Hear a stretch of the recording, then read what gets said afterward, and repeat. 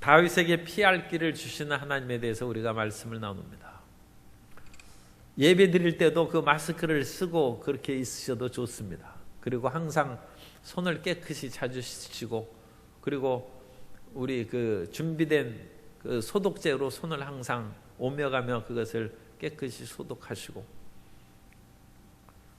여러 그 너무 필요한 지역 외에는 많이 다니시지도 마시고, 왜냐하면 모든 사람이 누가 그 병균을 그렇게 붙어 있는지 알 수가 없죠. 그렇기 때문에 각 사람이 다 조심해서 많은 사람들하고 될 수 있으면 접촉을 하지 말고, 이런 때 기도원에 뭐 따로 갈 필요 있나요? 집에서 기도원식으로 얘기하고, 어느 뭐 혼자 굴 속에 들어가서 기도할 필요 뭐 있어요? 골방에 가서 이렇게 온 집안 식구들이 그 기회에 열심히 기도하고 하나님을 생각하는 기간이 되시기를 바랍니다. 사람이 외부의 것으로 망하지 않습니다. 옛날에는 국가의 멸망을 외부의 적군이 침입함으로 전쟁에서 패배해서 멸망했다고 생각했습니다. 그것은 단순한 외부적인 힘의 그런 강함만을 생각했기 때문입니다. 그러나 요즘에는 그렇게 얘기하지 않습니다. 요즘에는 내부가 붕괴되지 않으면 외부의 아무리 강한 그 군사력이나 전쟁의 힘으로도 그 나라를 또는 어떤 사회를 멸망시킬 수 없다는 것입니다. 비근한 예로 우리 임진왜란 때 온 그 나라가 왜군에 의해서 유린을 당했어요. 그런데 그때는 조선시대 중기이기 때문에 아직 이 문화의 성숙도라든지 국민들이 그 당시 백성들의 마음이 이런 식으로 나라가 망할 수는 없다는 내부의 그런 강인함이 있는 거예요. 그러니까 아무리 조총을 쏴대고 온갖 그런 외부의 군사력으로 강하게 했을지라도 나라가 안 망하는 것입니다. 물론 이순신 장군 같이 배 12척을 가지고 적군을 물리칠 수 있는 그런 담대함과 힘이 또한 있었기 때문에 그렇습니다만, 온 국민의 정신적인 역량이 결코 외구에게 무너지지 않는 것입니다. 그런데 20세기에 들어와 가지고 비슷한 그런 일본의 세력이 들어왔을 때는 그냥 나라가 무너지고 말았어요. 왜냐? 국민적인 그런 내부의 그런 결집력이 없어요. 이완용을 비롯한 을사오적들이 나라를 팔아먹고, 얼마 전에도 친일파의 자손이 서울시에 있는 어떤 땅을 조상들이 그 받은 것이니까 친일파 그거 돌려달라고 했는데 대법원에서 패소했습니다. 본인도 뭐 상당한 이유가 있었기 때문에 법에 호소했겠지만, 일단 친일파 그 조상이 가진 땅을 그건 국가에 그렇게 소유로 되어 있는데 그것을 가지고 법정에 호소하는 그런 것들이 좋아 보이지는 않았어요. 그러니까 이것은 법에서 판단한 대로 일단 받아들이는데, 그런 식으로 국가의 지도자들이 나라를 팔아먹으니까 나라가 무너지는 것입니다. 임진왜란 때 나라 팔아먹었다는 사람 없잖아요. 물론 목숨을 살기 위해서 항복한 사람은 조금 있어요. 그런데 그것은 어쩔 수 없이 그렇게 자기 목숨을 구하기 위한 것이지, 일본에서 주는 자구일을 받고 땅을 받고 돈 받기 위해서 나라를 팔아먹는 그런 사람들은 없었어요. 사람이 내부의 강인함이 있으면 외부의 아무리 강한 세력이 와도 안 무너집니다. 요나가 물고기가 잡아먹었으면 요나가 무너져야죠. 소화가 됐으면 물고기가 토할 까닭이 없죠. 그런데 하나님께서 요나를 필요한 선지자이기 때문에 소화를 안 시켜요. 그건 하나님의 4차원의 능력입니다. 물고기가 잡아먹기면 잡아먹었는데 소화가 안 되는 거예요. 그러니까 물고기가 어떡합니까? 결국 토해내지 않습니까? 외부의 세력이 아무리 집체 많은 세력이 사람을 삼킨다 할지라도 마음이 무너지지 않는 사람은 못 죽입니다. 옛날에 이건 그냥 전설 따라 삼천리에서 나오는 그런 얘기인데, 어떤 농부가 이제 어둑어둑해지니까 저 밭에서 일을 하다가 우마차를 끌고 이렇게 타고 오는데, 웬 할머니가, 노파가 터벅터벅 성읍을 향해서 걸어가는 거예요. 어둠컴컴하고 또 그 길을 그렇게 혼자 나이 드신 분이 걸어가니까 딱한 생각이 들어서 어디 가시느냐고, 저 성읍 들어간다고. 그러면 저도 거기 들어가니까 우마차에 타십시오 해서 뒤에 털거덕 하는데 거기 태워드렸어요. 그랬더니 그 할머니가 얘기하는 것입니다. 사실은 나는 역병 귀신인데 지금 성읍에 들어가서 전염병을 일으키려고 한다고. 그러면 내리라고. 그랬더니 내려나 타고 가나 결국은 내가 들어가는 거니까 뭐 그렇게 나를 내리라고 하지 말라. 다만 당신이 친절한 것을 보니까 내가 저 마을에 들어가서 2사람만 잡아간다고 그랬어. 그럼 꼭 약속하라고. 2명만 죽이는 것으로 그렇게 약조를 하고 성읍으로 들어가서 그 노파를 내려드렸어. 그리고 얼마 지나지 않아 그냥 사람들이 질병에 걸려서 여기저기 뛰어다니고 막 또 죽는 사람도 생겨서 온 성읍이 혼란스러워졌어. 그래가지고 수십 명이 죽었어요. 수많은 사람이 쓰러져 몸져 눕고 수십 명이 죽었어요. 그렇게 얼마 지난 후에 다시 그 사람이 일하러 성 밖으로 나갔는데 그 노파가 걸어갔네. 쫓아가서 아니 약속에 틀리지 않느냐. 어찌하여 이렇게 수십 명을 죽이고 수많은 사람을 병들게 했느냐. 그러니까 그 노파가 내가 역병 귀신이긴 하지만 내가 당신하고 그와 같이 한 말을 내가 어기고 그런 사람은 아니다. 내가 죽인 사람은 2사람밖에 없는데 나머지 사람들은 놀래서 죽은 것이다.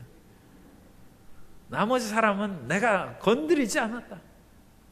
나는 죽일 사람 2사람이 있어서 그거 해서 그냥 했는데 나머지는 그냥 스스로 놀래가지고 다 죽은 것이다. 사람이 내부가 무너지지 않으면 죽지 않습니다. 그러므로 우리는 어떤 일이 있어도 내면의 믿음을 갖고 살아가야 될 줄로 믿습니다. 내면의 경건함을 어떤 순간에도 잃지 않는 사람이 다윗입니다. 다윗에게 피할 길을 주신 분은 하나님이십니다만 다윗 편으로 우리가 생각해 보면 다윗은 어떠한 일이 있어도 믿음을 저버리지 않았어요. 그렇기 때문에 하나님께서 다윗을 살려준 것입니다. 사람이 위기에 빠지면 될 대로 되라 해가지고 포기하고 자포자기하는 사람들이 가끔 있어요. 그러면 하나님의 도움을 못 받죠. 우리는 어떠한 경우가 있어도 끝까지 하나님을 믿고 마지막까지 십자가를 바라봐야 됩니다. 사막에 있는 뱀은 얼마나 독한지 그건 불뱀입니다. 이 사막에 있는 종류들은 아주 독해요. 그런데 그 이스라엘 백성들이 광야에서 불뱀에 물려가지고 하나님을 원망하다가 이제 불뱀들이 나와가지고 물고 그래서 다 죽게 되었죠. 그런데 그 불뱀을 상징하는 놋뱀을 장대에 매달아서 누구든지 불뱀을, 그 놋뱀을 바라보는 자마다 살았다고 했습니다. 믿음을 가진 사람은 살아나는 것입니다. 서로. 그런데 아니 내가 놋뱀을 바라봐서 어찌 살겠냐. 그건 자기 생각이죠. 하나님의 말씀은 4차원의 말씀이고 놋뱀을 바라봐가지고 그게 무슨 효과가 있느냐. 그건 자기 생각이고 3차원의 생각입니다. 3차원으로 사는 사람은 믿음이 없는 것입니다. 우리는 믿음의 차원에서 영적 차원으로 살아가는 믿음의 사람이 되어야 될 줄로 믿습니다. 다윗이 가드왕 아기스에게 이제 망명을 했어요. 그리고 다윗은 영웅이라고 그랬죠. 다윗은 그냥 단순히 뭐 고지고식대로 뭐 나 이거 했다 저거 했다 그렇게 얘기하는 사람이 아닙니다. 자기는 뚜렷한 주관과 확신을 가지고 있어요. 그 확신은 난 유다 백성들을 해치지 않는다는 것입니다. 그리고 내가 아기스에게 망명한 것은 사울왕을 죽일 기회가 2번이나 있었어요.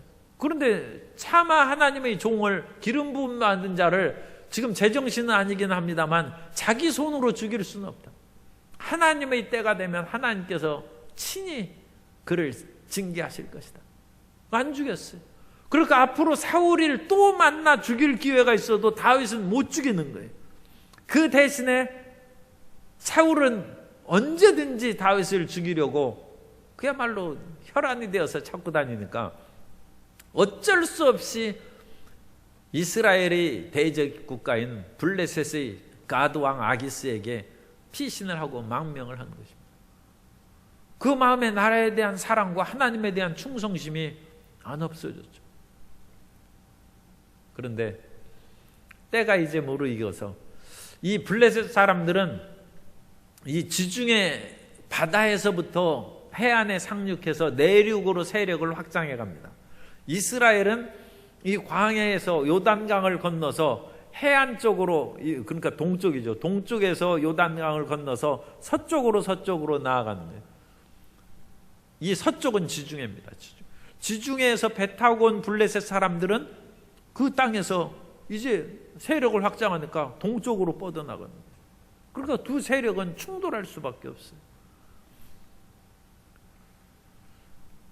그리고 블레셋이나 이스라엘이나 차지하기 원한 땅은 오늘날 이스라엘 골짜기라고 하는 한 변이 약 32km 되는 그런 삼각형의 그런 평야지대에 있습니다. 거기 외에는 이렇다 할 만한 평야지대가 없어요. 다 산골짜기입니다. 이스라엘은 산지의 그런 산골짜기지 평야지대가 아닙니다. 그런데 이스라엘 골짜기에는 거기 농사를 지을 만큼 넓고 그야말로 또 마차나 병거를 타고 다닐 수 있는 그런 평야지대입니다. 결국은 그 지역을 차지하기 위해서 두 세력이 충돌할 수밖에 없어요. 그 이스라엘 그 평야지대에 북쪽에는 모래산이 있고 남쪽으로는 길보아산이 있어요. 또 이제 저 서쪽으로는 이제 거기에서는 무깃도의 그런 언덕, 무깃도의 산이라고도 하고, 그래서 그 언덕, 그 이 세 꼭지점 그 안에가 이제 평야지대입니다. 그러니까 거기에서 결전을 벌이는 거예요. 그 북쪽으로 쭉 올라가서 이 모래산 그쪽에 블레셋 사람들이 진을 쳤어요. 그래서 이 블레셋 사람들은 자기들이 하는 땅에서 쭉 북쪽으로 올라가는 그런 길이 있습니다. 사람들은 길로 다녀야죠. 그것이 해변길입니다. 그래서 해변길로 가는 블레셋 사람들은 5개 도시 연합국가예요. 그러니까 블레셋은 완전한 그런 왕정 체제가 아니라 블레셋 사람들은 방백이라고 했어요. 이 방백은 히브리어로 세린인데, 이 세린이라는 것은 일종의 왕자, 프린스에 해당합니다. 그러니까 완전한 왕정 국가라고 할 정도로는 성숙하지 못했고 그냥 방백 정도가 다스리는, 그래서 영어 성경에는 프린스로 번역을 했어요. 그래서 이 세린들이 다스리는 그런 5개 도시가 연합해서 아벡에서 모여서 거기에서 집결해서 거기에서 쭉 더 북쪽으로 올라가면 모래산 언덕이 있어요. 그 모래산 그쪽으로 딱 치고, 사울은 이 기브아에서부터 북쪽으로 쭉 올라가면 길보아산이 있어요. 그래서 길보아산 그쪽에다가 진을 쳤어요. 그러니까 블레셋 사람들이 더 북쪽에 진을 치고 그 아래에 맞은편의 길보아산에 이스라엘이 이제 진을 치고 그 가운데는 이스라엘 골짜기의 평야지대입니다. 그래서 두 이제 이스라엘과 블레셋이 이제 전쟁을 그렇게 해서 하게 된 것이죠. 그 전쟁의 결과는 우리가 이제 31장에서 나옵니다만, 어쨌든 그 전쟁을 준비하기 위해서 아벡에서 블레셋 사람들이 모여서 자기 군대를 수백 명씩 또는 수천 명씩 그렇게 진군하고 가는데, 5개 도시 연합군이니까 이제 그 블레셋 사람들을 그렇게 표시가 나죠. 블레셋 사람들은 그 투구라든지 블레셋의 방패 그런 것들이 독특하게 오늘날까지 남아 있습니다. 그래서 사실은 이 블레셋 사람들은 할례를 받지 않은 사람이니까 인도 유러피안입니다. 인도 유러피안의 종족이고, 그리고 이스라엘은 셈족이죠. 셈족이기 때문에 아마 외모상으로도 좀 차이가 있었을 거예요. 그런데 이제 투구 쓰고 갑옷 입고 그러면 별로 차이가 안 나죠. 그러니까 거기에서는 이제 자기들이 군장이나 복장에 의해서 차이가 나는 거예요. 그래서 이 5개 도시 그런 블레셋의 연합군들이 때를 지어서 가는데 그 가운데 가드왕 아기스의 군대를 보니까 가드왕 아기스의 군대의 자기 본 군대는 블레셋 족속이니까 똑같이 하겠죠. 그런데 거기에서 군복도 이상하고 생김도 이상한 그런 사람들이 쫙 섞여 있는 거예요. 그러니까 이 사람들이 누구냐? 이 히브리인들 아니냐?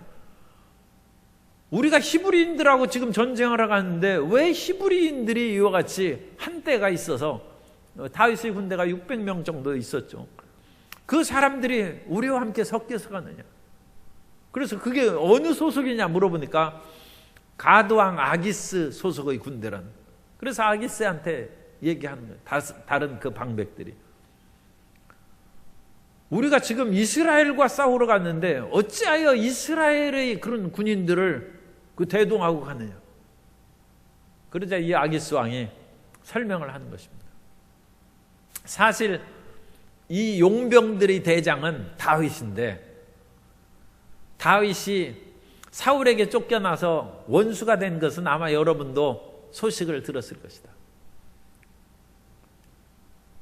그리고 내가 그 사이에 다윗을 유심하게 지켜봤는데 다윗이 한 번도 나를 실망시키지 않고 나에게 충성된 일을 했다. 아기스가 둔한 것인지 다윗이 똑똑한 것인지 지금 다윗은 유다 백성들을 죽인 적이 없죠. 그리고 자기 이스라엘의 그런 사람들에게 해를 끼친 적이 없는데 아기스 왕은 다윗이 그런 이스라엘 사람들을 노력해서 자기에게 선물도 갖다 주고 그런 것으로 알고 있습니다. 그러니까 다윗은 영웅이라고 그랬죠. 그런 얘기를 적국인 아기스에게 자기가 정말로 아기스의 편이 됐다면 그런 속이면 안 되죠. 그런데 자기는 그럴 생각이 없고 그건 사울에게서 피해서 온 거니까 어쨌든 그런 상황이에요. 그래서 그 사실을 아기스 왕에게 안 하렸는데 얼마나 감쪽같이 그것을 감추고 있었는지 아기스 왕은 정말 이 3절 후반절에 보면 그가 나와 함께 있은지 여러 날 여러 해로되 그가 망명하여 온 날부터 오늘까지 내가 그의 허물을 보지 못하였노라. 다윗은 굉장히 완벽하고 철저한 사람입니다. 그러니까 아말렉이나 적군을 칠 때도 한 사람도 살려주지 않았다고 했습니다. 그건 뭐 적군이니까 다 없앨 수도 있어요. 그런데 다윗과 함께하는 600명의 군대들은 이게 정규군이 아닙니다. 이스라엘에서 빚주고 원통하고 그 한을 품은 사람들이 그냥 도망쳐 나온 일종의 불량배들입니다. 일종의 불량배들이 다윗한테 와가지고 지금 이 여러 해가 되도록 아기스 왕한테 가서 고발해버리면 다윗은 끝나는 것이죠. 그죠? 그런 일을 하지 않았다. 다윗이 탁월한 리더십을 볼 수 있어요. 그래서 다윗은 그들에게 이스라엘이 너가 비록 이스라엘에서 버림받은 사람이라 할지라도 이스라엘을 배반하지 말라는 끊임없이 정신교육을 시켰을지 모르고 어떤 면으로는 같이 매일 예배드리고 믿음에 의해서 우리는 결코 블레셋 사람들과 한패가 되어서 블레셋 사람들의 신인 다곤을 섬기고 우상숭배의 백성이 되지 말라 그런 식으로 다짐을 했을지 몰라요. 그런데 참 희한하게 그 600명이나 되는 이 거친 사람들입니다. 거친 사람들로도 소문이 안 샜어요. 놀라운 거예요. 그냥 지나가는 말로 제가 들은 것으로 보면 오늘날에는 구테타를 못한다는 것입니다. 왜냐하면 구테타를 하려면 그래도 정족수가 있어야죠. 그죠? 일일이 사단이 한다든지 어떤 군단의 병력이 움직여야 되는데 이거 비밀을 지킬 사람이 없다는 거예요. 그러니까 쿠데타를 계획하면 다음 날 체포돼서 죽는 거예요. SNS로 그냥 그 사람이 꼭 얘기하지 않을지라도 내일은 결전의 날이니까 사랑하는 자여 안녕, 그렇게 SNS 보냈으면 그 무슨 결전의 날이냐, 금방 수사 대상으로 올라가서 쿠데타를 못하는 것이죠. 그런데 이와 같이 오합지도를 거느리고 있는 다윗이 이런 사람으로 여러 달 또 여러 해가 되도록 아말렉을 치고 유다를 공격했다는 거짓말을 다윗이 했는데도 불구하고 그 사실이 누설되지 않아요. 어쨌든 아기스 왕은 지금 다윗을 굉장히 칭찬하고 이제 변명하죠. 변명했는데도 블레셋의 다른 방백들은 분노해가지고 아기스 왕에게 화를 내는 거예요. 이 사람이 누구냐? 5절에 보면 그들이 춤추며 노래하여 이르되 사울이 죽인 자는 천천히요 다윗은 만만이로다 하던 그 다윗이 아니니까 하니, 아기스 왕이 아무리 믿을만하 할지라도 사울은 천천히요 다윗은 만만이라 하던 이스라엘의 영웅이 아니냐. 그 사람이 다시 이스라엘로 돌아갈 수 있는 길이 무엇이 있겠느냐. 그것은 전쟁터에서 그야말로 총뿌리를 거꾸로 돌려서 우리를 죽여서 우리의 수금을 베가면 이스라엘 사람들이 그를 받아들이고 그를 당연히 용서하지 않겠느냐. 그런 위험 인물을 우리가 어찌 전쟁터에서 데려가겠느냐. 성도 여러분, 어떻게 다윗이 정말로 전쟁터에 나가서 싸울 때 이스라엘을 죽이려고 싸웠겠습니까? 블레셋한테 거꾸로 싸워가지고 그렇게 싸웠겠습니까? 모르죠, 그죠? 그러니까 하나님이 피할 길을 주십니다. 사람이 진퇴양난의 그런 상황에 처하면 무슨 일을 할지 모릅니다. 그런데 하나님께서는 시험 당할 즈음에 피할 길을 내주신다. 그래서 다윗이 어쩔 수 없이 전쟁을 시작했을 때는 그 총뿌리를 뒤로 겨눈다 할지라도 처음에는 싸우고 선봉대장으로 나가서 싸우면 뒤에는 다 지켜보고 자기 죽이려고 블레셋 사람들이 준비하고 있는데 이스라엘 사람들은 안 죽일 수 없죠. 아직 전쟁, 그 사람들, 블레셋 사람들이 적장 수급 베지도 않았는데, 목을 베지도 않았는데 이스라엘로 나 투항한다 해서 들어가면 사울이 살려주겠습니까? 제가닥 다윗 붙잡아서 죽이는 것이죠. 그러니까 그런 위기에 처하면 다윗이 이스라엘 사람들을 죽일 수도 있어요. 상당히 이제 곤란한 상황이 전개될 수 있죠. 그렇기 때문에 하나님께서 블레셋 안에서 그와 같이 의견 충돌이 일어나서 아무래도 이 사람은 꺼림칙하니까 돌려보내라는 거예요. 아기스 왕도 다른 그 방백들이 다 반대하고 다윗 돌려보내라고 하니까 어쩔 수 없이 돌려보낸 것입니다. 그런데 다윗이 참 또 대단한 사람이에요. 6, 8절에 보면 다윗이 아기스에게 이르되 내가 무엇을 하였나이까? 내가 당신 앞에 오늘까지 있는 동안에 당신이 종에게서 무엇을 보셨기에 내가 가서 내 주 왕의 원수와 싸우지 못하게 하시나이까 하니. 이런 말은 참 나는 하기 어려울 것 같아요. 그런데 다윗은 영웅입니다. 나는 내 주의 원수하고 내 주의 원수가 지금 이스라엘이에요. 이스라엘하고 싸운다. 난 이걸 다윗이 빈말이라고 생각합니다. 빈말이지만 다윗은 정치가입니다. 그리고 영웅입니다.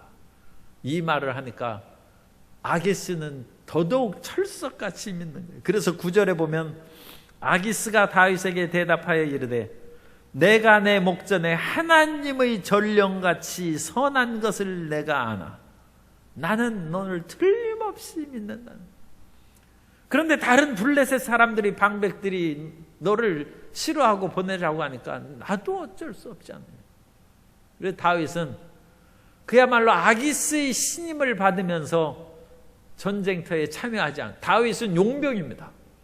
아기스가 일종의 자기가 부려먹기 위해서 사들인 그런 용병인데, 이런 전쟁에서 용병을 쓰지 않으면 어떡하겠어요?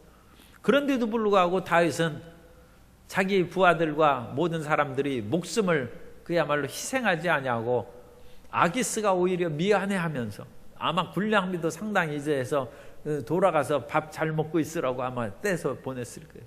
그래가지고 다윗은 이제 고국의 군대들하고 싸우지 않도록 돌아온다. 그러면 하나님께서 누구에게 피할 길을 주시는가? 누구에게 피할 길을 주시는가? 그것은 하나님 앞에 싸우는 선이 있는 사람에게 주신다. 그렇게 봅니다. 그것은 성경에서 하나님의 뜻이니까 하나님께서 건지시고자 하는 사람은 어떤 상황에서도 건지시죠. 그런데 성경의 많은 경우는 그 사람이 한 일이 있어요. 히스기야 왕이 죽게 되었을 때, 이사야가 죽는다고 했는데 히스기야가 하나님 앞에 부르짖는 것이 내가 주님 앞에 선한 일을 행한 것을 주님 기억하여 주옵소서 하면서 통곡하고 기도하니까 하나님께서 히스기야의 생명을 15년 연장시켜 주었어요. 고넬료가 하나님 앞에 열심히 부르짖어 기도했을 때 내 기도와 내 구제가 하늘에 상달되었다고 했어요. 도르가 다비다라는 그런 여인도 마찬가지죠. 그럼 다윗은 무슨 일이 있는가? 다윗은 착한 일 많이 했습니다. 사울왕을 2번이나 죽을 목숨에서 살려주었지. 사울은 자기가 자세히 알지도 못하면서 노브의 제사장 85명을 죽였어요. 그런데 아히멜렉의 죽은 제사장의 우두머리가 아히멜렉이죠. 아히멜렉의 아들 아비아달이 한 사람 목숨을 건져서 도망왔는데 그 도망온 아비아달을 다윗이 품어줬어요. 다윗이 살려줬어요. 다윗은, 우리는 친구를 보면 그 사람을 안다고 해서 이 원통하고 빚지고 남한테 내 사기치는 그 사람들을 같이 데리고 부대를 이끌고 간다는 것은 그 사람들이 거칠기 때문에 그것도 힘들지만 다른 사람이면 뭐라고 하겠어요? 이 도적 일당들 아니냐. 다윗이 많이 타락했다. 그래도 왕의 사유 이스라엘의 대장군 골리앗을 무찌른 사람이 이제는 이스라엘에서 내 그 문제나 일으키고 지명수배된 사람들을 모아가지고 산적이 되었다. 그런 오명을, 더러운 이름을 뒤집어 쓸 그런 상황임에도 불구하고 그 사람들을 다 그냥 품어주셔서 그들이 오히려 다윗에게 충성하고 아기스 왕한테 가서 고발해가지고 내가 당신에게 비밀을 얘기할 테니까 나에게 상급을 그렇게 할 만도 하죠. 그 사람들은 별로 믿을 것이 없으니까. 그런데도 그 사람들을 품어줘. 아비가일도 다윗이 나발이 사건으로 분노해가지고 그냥 그런 나쁜 놈이 나를 이렇게 나쁘게 얘기하다니, 그래가지고 죽여야 되는데 다윗이 참고 자기가 도망다니는 중에서도 그일라 사람들이 블레셋 사람들에게 시달리고 고통을 당하자 블레셋 사람들을 가서 쳐서 그일라 사람들을 건져줬어요. 나중에 그일라 사람들이 사울이 다윗 붙잡으러 왔을 때 나를 사울에게 넘기겠습니까? 아니면 그일라 사람들이 목숨을 건진받았으니까 나와 함께 사울하고 싸우겠습니까? 기도해 보니까 그일라 사람들이 다윗을 넘긴다는 거예요. 그래가지고 다윗은 그 일날 사람들에게 또 복수하고 그러지 아니하고 자기만 빨리 도망왔어. 그게 다윗이 지금 도망 다닐 때 한 일이에요. 사람이 도망 다니고 위기에 처하면 무슨 짓을 할지 모릅니다. 왜냐하면 내가 죽게 되었는데 다른 사람이 무슨 상관이냐. 우리는 그렇게 생각하기가 쉬워요. 그런데 그때 우리는 정말 조심해야 돼. 내가 죽을 지경이 되었어도 믿음을 잃지 않게 되시길 바랍니다. 내가 아무리 위기에 빠졌다 할지라도 선한 마음을 잃지 않는 성도 여러분 되시기를 예수님 이름으로 축원합니다. 그러면 하나님이 도우십니다. 그때서 우리는 내가 평안하고 모든 여건이 있을 때는 믿음의 4차원으로 살아가는 거예요. 그렇게 믿음으로. 그런데 내가 죽을 지경이 되었으면 하나님이 나를 이와 같이 죽을 코너에 몰아넣었으니까 믿음이고 기도고 뭐 그게 무슨 필요가 있느냐. 이제 내 방식대로 살아야겠다. 그러면 3차원으로 사는 것입니다.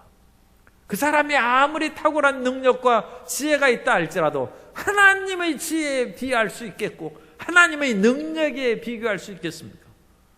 그런데 하나님의 능력으로 살아가던 사람이 위기에 빠졌으면 더 하나님의 능력으로 살아가야지, 위기에 빠졌다고 이제 그런 거 포기해버리고 내 능력으로 산다. 그건 완전히 죽을 길입니다. 더욱더 4차원의 길로 전진하는 성도 여러분이 되시기를 바랍니다. 다윗이 위대함은 바로 거기에 있어요. 다윗은 우리가 보기에, 아니 제가 보기에 어쨌든 거짓말도 하고 마음에 안 드는 것들이 있어요. 그러나 다윗은 정말로 본받을 점이 있습니다.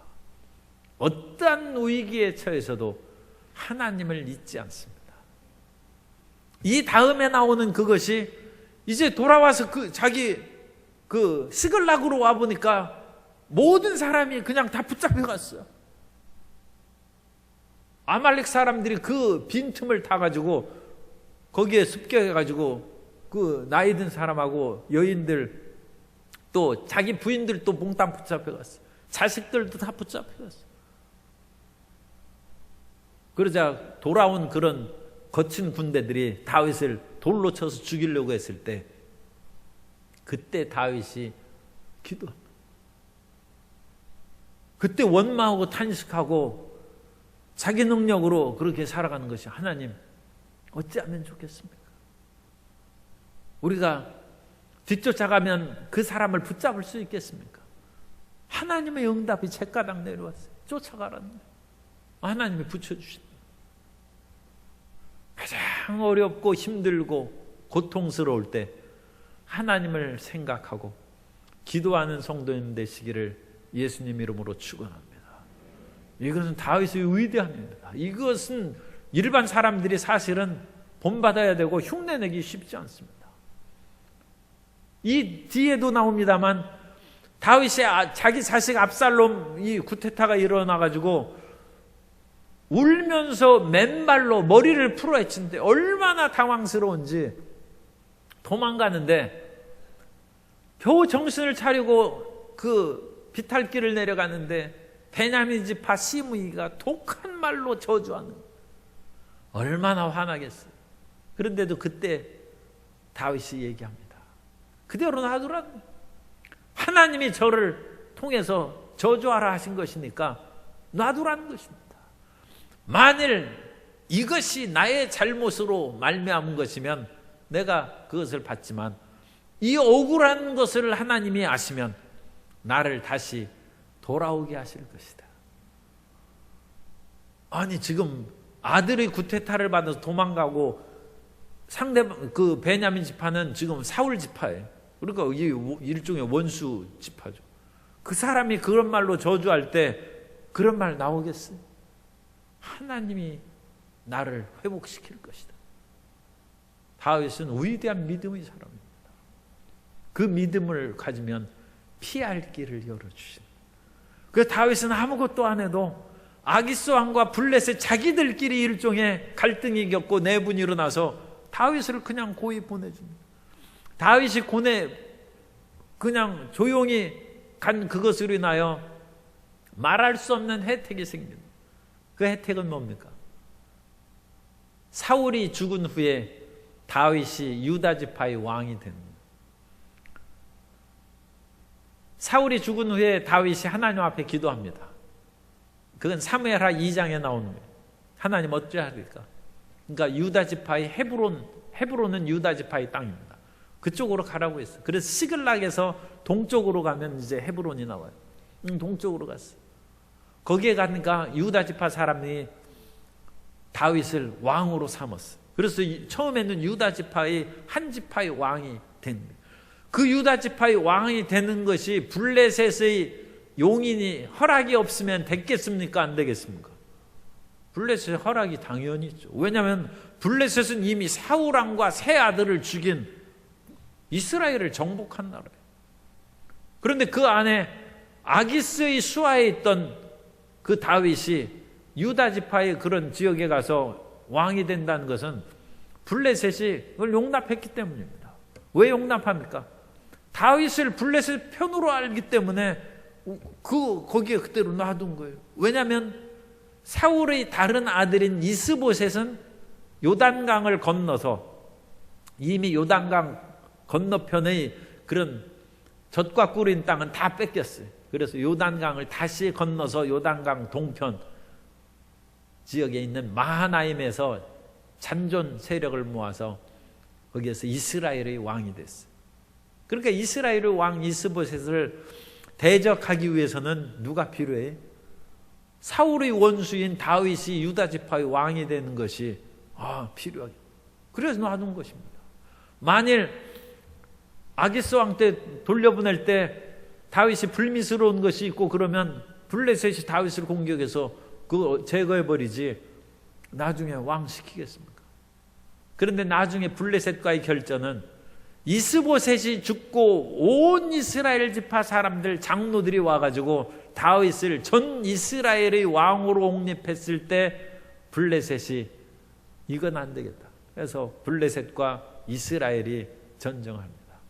그런데 이미 그때는 늦었어요. 다윗이 힘을 키웠습니다. 그래서 다윗이 블레셋을 무찌르고 승리합니다. 그때도 무찌르긴 했지만 블레셋을 완전 멸절시키지는 못했어요. 블레셋이 멸절해서 없어지지 않고 유다 왕국 내내 솔로몬 시대에도 그 이후에도 계속 있습니다. 있는데 더 이상 크게 세력을 확장하지는 못했습니다. 어떠한 어려운 상황이 있어서도 우리가 생각해야 될 것이 있습니다.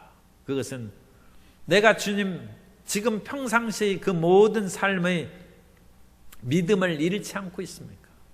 평상시의 믿음을 상실해버린 것이 그것이 믿음을 잃어버립니다. 믿음을 잃어버리면 안 돼. 어려운 때일수록 더 믿어야지 어려울 때 믿음을 잃어버리면 되겠습니까? 어떤 사람은 잘 되고 모든 것이 형통할 때는 더 열심히 기도합니다. 그런데 그건 좋은 일이죠. 그런데 그거보다 더 중요한 것이 있어요. 힘들고 어려울수록 더 하나님께 매달려야 돼요.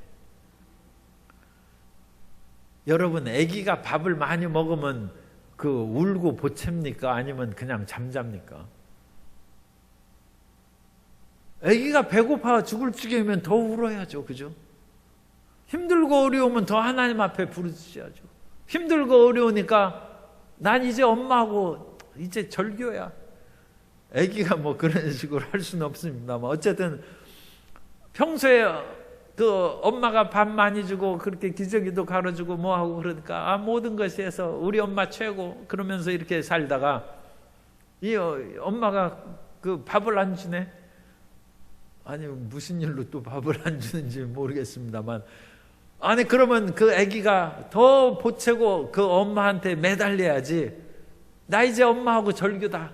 그리고 엄마하고 등돌아. 그럼 아기는 그 살겠습니까? 하나님이 잘해줄 때는 감사하고 하나님이 혹시라도 잠시 떠난 것처럼 보이면 더 부르짖어야죠. 하나님 없이는 못 삽니다. 더 하나님을 찾고 앙망해야 됩니다. 그래서 우리는 기도로 살아가야 됩니다. 평상시에 말씀을 읽고 하나님을 의지하며 살아가다가 어려울수록 더 말씀을 붙잡아요. 우리 마지막까지 붙잡을 수 있는 것은 성경 말씀입니다. 그리스도의 말씀을 붙잡고 하나님이 세상을 이처럼 사랑하사 독생자를 주셨으니 이는 그를 믿는 자마다 멸망치 않고 영생을 얻게 하려 하심이라. 하나님의 말씀을 붙잡아요. 예수님께서 우리를 사랑하셔서 우리를 끝까지 지키십니다. 너희가 세상에서 환난을 당하나 담대하라. 내가 세상을 이기었노라. 어떤 힘들고 어려운 일이 다가와도 믿음으로 살아가고 기도로 살아가고 말씀으로 살아가는 성도 여러분 되시기를 예수님 이름으로 축원합니다. 그러면 하나님께서 어련히 피할 길을 주시겠습니다. 하나님이 피할 길을 안 주시면 내가 이길 수 있으니까 담대히 가면 되는 것이고, 그렇지 않은 길은 하나님께서 피할 길을 주십니다. 그래서 우리는 언제나 승리하고 평안하고 담대하게 살아갈 수 있습니다. 그러한 은혜와 사랑으로 이 어려운 그런 때를, 이건 외부에서 나오는 거예요. 외부에서 오는 것은 크게 위협이 안 됩니다. 정말로 큰 위협은 마음이 무너지는 것이 큰 위협이에요. 그러나 어떤 일이 있어도 마음이 무너지지 않고 믿음을 견고해서 외부로 다가오는 모든 질병과 핍박과 물질적인 어려움, 그런 모든 환난을 극복하고 승리하시기를 예수님 이름으로 축원합니다.